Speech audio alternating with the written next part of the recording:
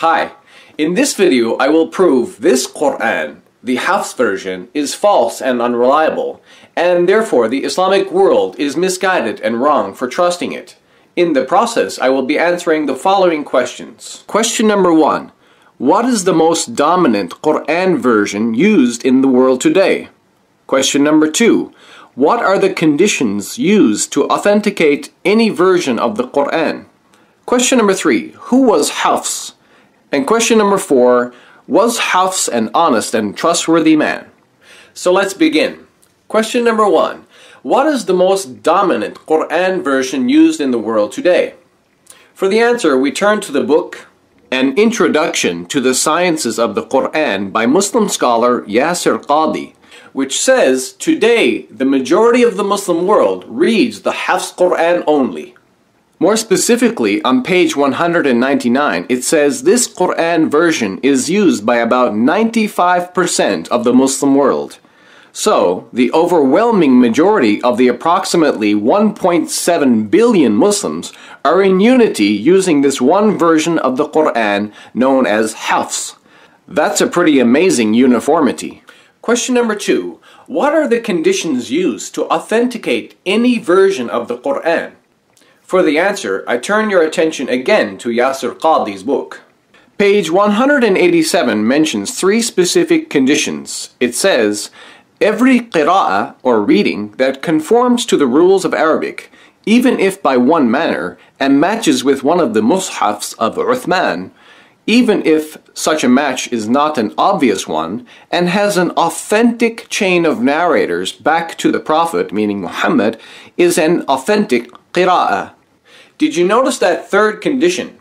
A Quran version or reading must have an authentic or reliable chain of narrators. In fact, page 189 of this book further states, this is the most important condition. Question number 3. Who was FAUX? Well, we already know the FAUX Quran is a Quran version, but why is it famously named FAUX?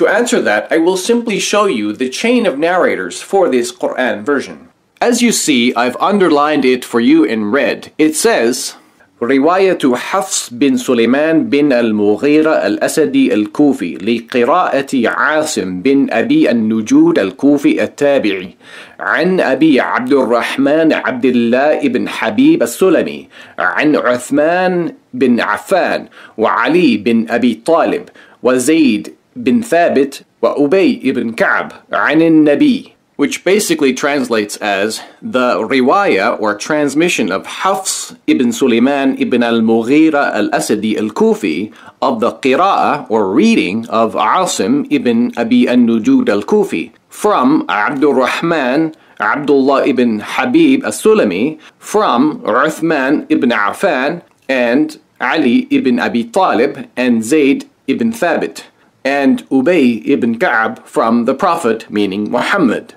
So basically, the individual known as FAUX became famous for transmitting a particular reading of the Quran, named after the leader of a particular school of reciters. In this case, the leader was Asim. In fact, Yasir Qadhi informs us on page 196 of his book that FAUX was the most knowledgeable person of the qira'ah or reading of Asim. And, as you just saw from the chain of narrators, this Quran version, or reading, allegedly originates from Muhammad himself. Question number 4. Was FAUX an honest and trustworthy person? In other words, can the Muslim world trust FAUX as an honest, trustworthy, and reliable person to transmit the Quran? This is our most important question.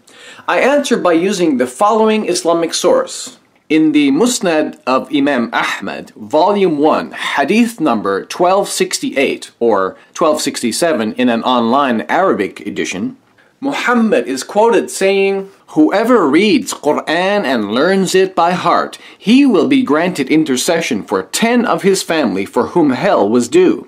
Now let's look at the comments below this hadith. We'll see there is a serious problem here. Its chain of narration is graded as ضعيف جدا, or very weak. Why is that? Well, it's because of the presence of FAUX in the chain of narration for this hadith. In fact, Here are more comments on this same hadith in Arabic that provide us with more information why the presence of hafs in a chain of narration makes a narration unreliable. It gives his name as Hafs Abu Umar, huwa Hafs bin Suleiman al-Bazaz al-Qari. And it says, وَهُوَ مَتْرُوكُ الْحَدِيث, meaning, and he is rejected in hadith. كذا قال الحافظ في التقريب وقال البخاري في الضعفاء 9 تركوه. And it says, great Muslim scholars such as Al-Hafiz and Imam al-Bukhari likewise claimed Hafs is rejected. Next we read other charges against him. أخذ مني حفص بن سليمان كتابا فلم يرده.